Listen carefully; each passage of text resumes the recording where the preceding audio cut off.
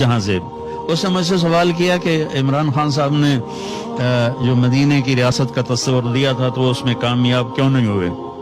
میں نے کہا ریاست مدینہ کوئی بلڈنگ تھی جو انہوں نے بنانی تھی تو وہ بن نہیں سکی اور 2 منزلہ رہ کے کم ہو گیا۔ میں کہا وہ تو ہم نے بنانی تھی۔ جھوٹا جھوٹ چھوڑتا، زانی زنا چھوڑتا، شرابی شراب چھوڑتا، ڈاکو ڈاکا چھوڑتا، اور ظالم ظلم چھوڑتا، اور برائی کرنے والا برائی چھوڑتا، اور بددیانتی کرنے والا بددیانتی چھوڑتا۔ ریاست مدینہ تو ہم نے بنانی تھی، اس نے تو تصور دیا، اور پہلا شخص ہے جس نے یہ تصور دیا کہ ہم مدینے کی طرف لوٹنا چاہتے ہیں۔ لوٹ پیچھے کی طرف ہے گردش ایام، تو ہم پیچھے کی طرف لوٹنا چاہتے ہیں۔ ہمیں نبی کا دامن پکڑے بغیر عزت مل ہی نہیں سکتی۔